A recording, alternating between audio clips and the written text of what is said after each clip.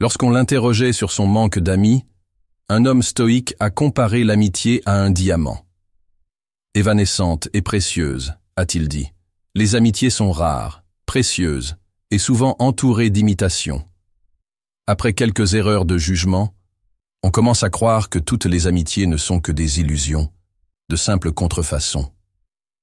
S'appuyant sur ce sentiment, une autre personne a observé que les véritables amis sont des trésors à chérir, et que c'est parmi eux que l'on trouve un ami dans la vie que l'on peut vraiment tenir en si haute estime. Mais qu'est-ce que cela signifie lorsque l'on se retrouve souvent seul, naviguant dans un monde qui semble regorgé de connexions? Un manque d'amis indique-t-il quelque chose de plus profond, quelque chose d'inhérent à ce que vous êtes? Aujourd'hui, nous allons nous plonger dans ce sujet délicat, en explorant le monde nuancé des amitiés ou de leur absence. Nous examinerons les complexités de la dynamique sociale moderne et la façon dont elle influence nos relations. N'oubliez pas que le fait de ne pas avoir une multitude d'amis ne reflète pas votre valeur. Il s'agit parfois de trouver cette unique et véritable perle rare. Restez avec nous, alors que nous nous efforçons de comprendre pourquoi certains ont du mal à trouver ces connexions. Explorons les causes profondes et, surtout, dévoilons des étapes stoïques pratiques pour forger d'authentiques et durables amitiés. Tout comme un sculpteur enlève la pierre pour révéler un chef-d'œuvre, vous aussi pouvez façonner votre monde social en créant des relations significatives qui résistent à l'épreuve du temps. Alors, restez concentrés et embarquons ensemble dans ce voyage à travers le prisme du stoïcisme, avec un esprit et un cœur ouverts, prêts à apprendre, à grandir et à se connecter. Premier, la timidité ou l'introversion. Nous sommes câblés pour être des créatures sociales, mais pour beaucoup, le labyrinthe des interactions sociales ressemble à un puzzle avec des pièces manquantes. La timidité ou l'introversion sont souvent considérées comme un obstacle dans ce voyage, mais inversons la perspective. Imaginez que vous considérez ces traits non pas comme des barrières, mais comme des points de vue uniques pour observer le monde. Au cœur de la sagesse stoïque se trouve l'art de transformer les faiblesses perçues en force. La première étape consiste à embrasser votre nature. Souvenez-vous de Marc Aurèle qui murmurait « À travers le temps, accepte les choses auxquelles le destin te lie. » Votre introversion n'est pas un défaut, c'est une force tranquille. Il s'agit de réaliser que votre chemin est différent, pas moins important. Lorsque vous vous acceptez, vous vous libérez des chaînes des « et si » et des « je devrais ». Cette acceptation de soi est votre armure dans le monde trépidant des interactions sociales, vous rendant inébranlable dans votre confiance tranquille. Parlons maintenant du moment présent. Vous êtes à une réunion, ressentant la familiarité de la timidité. C'est là que le stoïcisme brille. Il vous dit de vous concentrer sur ce qui est sous votre contrôle. Votre contrôle réside dans vos actions, vos paroles, votre gentillesse, pas dans les pensées des autres ou le résultat final. Lorsque vous parlez, ne le faites pas pour impressionner, mais pour vous exprimer. Ce changement de concentration de la peur du jugement à l'authenticité de vos paroles allège le fardeau, transformant les conversations moins en un champ de bataille et plus en un terrain de jeu pour de véritables connexions. De plus, comprenez que l'amitié n'est pas un trophée à gagner, mais un jardin à cultiver. Dans votre recherche de connexion, détachez-vous du besoin de résultats immédiats. Comme Sénèque, qui considérait la vie comme un voyage, voyez chaque interaction comme une étape sur votre chemin, pas comme un test de votre valeur. En vous concentrant sur le fait d'être votre moi authentique, vous créez un espace pour des relations qui résonnent avec votre véritable moi. N'oubliez pas que, du point de vue stoïque, chaque personne que vous rencontrez est une chance d'apprendre, de grandir et de réfléchir, pas seulement un autre ami à ajouter à votre liste. À travers le prisme du stoïcisme, la timidité et l'introversion se transforment d'ombres en sources de force. Il ne s'agit pas de surmonter ces traits, mais de les comprendre et de les utiliser pour naviguer dans le monde complexe des relations humaines. Deuxième, problème de confiance. Lorsque l'on navigue dans le labyrinthe des amitiés, les problèmes de confiance se profilent souvent. C'est comme marcher sur une corde raide en équilibrant vos propres valeurs avec l'imprévisibilité des autres. La confiance ne se donne pas comme des échantillons gratuits dans un magasin, elle se gagne petit à petit. Commencez par vous comprendre vous-même. Qu'est-ce qui vous fait vibrer? Qu'est-ce qui vous effraie? Être clair sur qui vous êtes, c'est comme avoir une boussole dans le désert des relations. Il s'agit de savoir quand ouvrir la porte à quelqu'un et quand la garder fermée. Souvenez-vous de la façon dont un arbre se tient ferme. Il connaît ses racines. Tout comme cet arbre, connaissez vos racines, vos valeurs. Cette connaissance de soi est votre point d'ancrage dans les marées toujours changeantes des connexions humaines. Reconnaissez que les gens, comme les saisons, changent. Quelqu'un peut sembler digne de confiance aujourd'hui et se retourner demain. Il ne s'agit pas de construire des murs autour de votre cœur, mais plutôt de reconnaître que la seule constante est le changement. Gardez votre équilibre émotionnel. Si la confiance est brisée, ce n'est pas la fin du monde, c'est une occasion d'apprendre et de devenir plus fort. Cela ne signifie pas que vous devez devenir froid et distant. Il s'agit plutôt d'être réaliste, de comprendre que la perfection est un mythe, surtout dans le comportement humain. Soyez comme l'eau, adaptable, fluide, mais toujours fidèle à votre nature. Une communication ouverte et honnête est votre meilleur outil. Si des doutes s'insinuent, parlez-en. C'est comme allumer une lumière dans une pièce sombre. Soudain, les choses deviennent plus claires.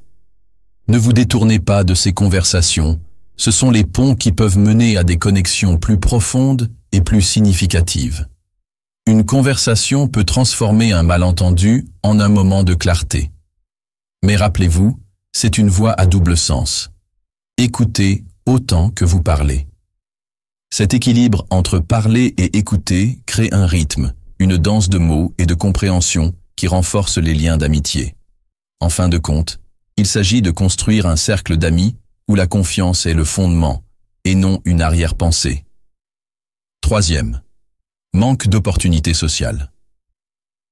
En naviguant dans le labyrinthe de la vie moderne, on peut tomber sur une vérité tranquille.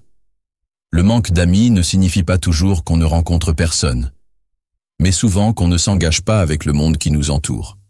Nos téléphones vibrent de notifications, mais nos cœurs aspirent à de véritables connexions. Imaginez ceci. Faire du bénévolat dans votre communauté, ce n'est pas seulement aider les autres, c'est une porte d'entrée pour rencontrer des âmes qui se soucient des mêmes choses que vous. Que vous plantiez des arbres ou organisiez des livres dans une bibliothèque locale, chaque tâche partagée est un fil qui vous tisse dans le tissu social. Ces actions reflètent une vertu stoïque, contribuant au bien commun, et ce faisant, vous trouvez des compagnons sur le même chemin. Mais n'oublions pas le pouvoir du savoir et des passions partagées. Imaginez-vous entrer dans une pièce où tout le monde parle la langue de votre profession ou de votre passe-temps. Les ateliers et les séminaires liés à vos intérêts ne servent pas seulement à ajouter des lignes à votre CV, ce sont des terrains fertiles pour les amitiés. Dans ces espaces, les conversations coulent sans effort, car vous êtes entouré de ceux qui comprennent les nuances de votre travail ou de votre passion. C'est comme trouver votre tribu, où la croissance professionnelle et les connexions personnelles vont de pair. N'oubliez pas non plus d'embrasser le grand air comme votre toile sociale. Les activités comme la randonnée, le vélo ou le yoga en groupe ne sont pas seulement bonnes pour la santé physique, ce sont des catalyseurs de connexion. Dans l'étreinte de la nature, les conversations éclosent comme des fleurs sauvages. Ces activités dépouillent les formalités des cadres sociaux typiques, permettant à d'authentiques connexions de se développer. Et pendant que vous êtes dehors, pratiquez la gratitude pour le monde qui vous entoure et pour ceux qui partagent ces moments avec vous. Il ne s'agit pas d'avoir une multitude d'amis, il s'agit de chérir les connexions qui ajoutent de la couleur à votre vie. Cette approche, enracinée dans la simplicité et la sincérité, transforme la poursuite d'amitié en un voyage enrichissant.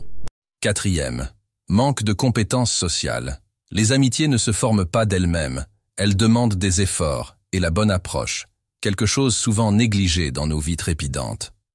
Un manque de compétences sociales peut être un obstacle important à la formation d'amitiés significatives. Rappelez-vous comment Marc Aurèle nous a subtilement exhortés à aimer ceux que le destin met sur notre chemin. C'est un encouragement à saisir les opportunités sociales, aussi petites soient-elles. Commencez par des étapes gérables. Engagez une conversation dans un café, rejoignez un club local ou participez à des communautés en ligne avec des intérêts partagés. Ces petites interactions sont les éléments constitutifs de la confiance dans les contextes sociaux. Comme une plante a besoin d'eau et de lumière du soleil, les compétences sociales ont besoin d'être nourries et de patience pour s'épanouir. Un élément clé du développement des compétences sociales est l'écoute avec intention et empathie. Dans un monde où tout le monde veut être entendu, être celui qui écoute vous démarque. Posez des questions, non seulement pour répondre, mais pour comprendre.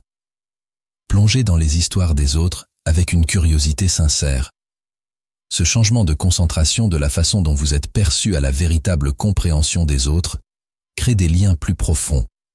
Il ne s'agit pas d'impressionner les autres avec votre esprit ou vos histoires, mais de créer un espace où les autres se sentent valorisés et entendus. De plus, acceptez les hauts et les bas des interactions sociales avec un calme stoïque. Toutes les tentatives de conversation ne mèneront pas à une amitié durable, et c'est normal. Chaque interaction, qu'elle se transforme en une amitié ou qu'elle s'éteigne, est une étape en avant dans votre parcours social. Le rejet n'est pas un reflet de votre valeur, mais une partie naturelle de l'interaction humaine. À chaque expérience, vous développez non seulement vos compétences sociales, mais vous apprenez également à naviguer dans la tapisserie complexe des relations humaines avec grâce et résilience. N'oubliez pas que votre valeur n'est pas liée au nombre d'amis que vous avez, mais à la qualité des liens que vous entretenez. 5e, changement de circonstances. Parfois, le manque d'amis dans nos vies peut faire écho à l'histoire du garçon et du pommier. L'histoire reflète la façon dont nos priorités changent en vieillissant, nous éloignant souvent des liens qui comptaient autrefois le plus pour nous. Quand nous étions enfants, nos amitiés étaient comme les moments de jeu avec l'arbre, purs et sans fardeau. Mais en grandissant, comme le garçon, notre attention se déplace vers ce que nous percevons comme essentiel. L'argent, le statut, une maison. Dans cette poursuite, nous pouvons involontairement négliger les amitiés qui nous abritaient autrefois, comme le pommier qui offrait de l'ombre. Ce changement de priorité n'est pas inhabituel, il fait partie du fait de grandir, d'évoluer. Mais souvent, en cherchant ce que nous pensons avoir besoin, nous négligeons ce que nous avons déjà. Le garçon est retourné vers l'arbre seulement quand il avait besoin de quelque chose, sans réaliser l'amitié constante et sans plainte qu'il offrait. De même, dans notre course au succès et à la stabilité, nous pouvons négliger les amis qui sont nos soutiens silencieux. Le résultat, un vide rempli de réalisations peut-être, mais dépourvu de véritables connexions sincères. Reconstruire ou entretenir des amitiés demande un effort conscient, tout comme prendre soin d'un jardin. Il ne s'agit pas de grands gestes, mais de petits actes de gentillesse constants, et d'être là, pas seulement dans les moments heureux, mais aussi dans les moments de besoin. N'oubliez pas que les amitiés, comme les arbres, développent des racines profondes avec le temps, pas du jour au lendemain. L'histoire du garçon et de l'arbre nous apprend que l'amitié est une voie à double sens, qui nécessite l'attention et les soins des deux côtés. Ne soyez pas le garçon qui se souvenait de l'arbre seulement en cas de besoin, soyez celui qui chérit et nourrit ses relations régulièrement. 6. Changement de priorité ou croissance. Dans nos vies en constante évolution, où nous jonglons avec les carrières, l'éducation et la croissance personnelle, le changement de priorité agit souvent comme un architecte silencieux dans la construction ou le déclin des amitiés. Le stoïcisme, une philosophie aussi pertinente aujourd'hui qu'elle l'était dans l'Antiquité, nous enseigne à embrasser la nature dynamique de la vie. Imaginez votre vie comme une rivière qui coule et change constamment de cours. Alors que vous naviguez dans les rapides de l'avancement professionnel ou les eaux sereines de la vie de famille, votre temps pour les interactions sociales fluctue naturellement. Ce n'est pas un échec de votre part, c'est simplement la réalité d'une vie pleinement vécue. Le stoïcisme offre des conseils pratiques pour ces périodes de transition. Lorsque vos journées sont remplies de réunions, de délais ou de responsabilités familiales, il est tentant d'essayer de maintenir un large cercle d'amis. Pourtant, le stoïcisme conseille de privilégier la qualité plutôt que la quantité. Il est préférable d'avoir quelques connexions profondes et significatives que de nombreuses connexions superficielles. Cette approche ne consiste pas à exclure des personnes, mais plutôt à concentrer votre énergie là où elle compte le plus. Ce faisant, vous honorez non seulement votre temps, mais aussi le temps des autres, en favorisant des relations authentiques et épanouissantes. S'adapter aux priorités changeantes de la vie avec le stoïcisme ne signifie pas se résigner à une vie avec moins d'amis. Il s'agit plutôt de comprendre et d'accepter le flux naturel des relations. Certains amis peuvent s'éloigner, tandis que d'autres resteront, voire entreront dans votre vie précisément à cause de vos nouvelles priorités. Embrassez ce voyage avec sagesse et courage. N'oubliez pas que chaque personne que vous rencontrez, qu'elle reste pour une saison ou toute une vie, ajoute une valeur unique à la tapisserie de votre vie. Soyez présent dans vos interactions et laissez le stoïcisme vous guider pour construire des amitiés qui sont non seulement significatives, mais qui résonnent aussi avec la personne que vous devenez. 7. Bien-être mental. Notre bien-être mental, souvent mis de côté dans l'agitation de la vie, est une pierre angulaire silencieuse dans l'architecture des amitiés. Le stoïcisme, une philosophie non seulement de marbre ancien, mais de résilience moderne, met en lumière cet aspect.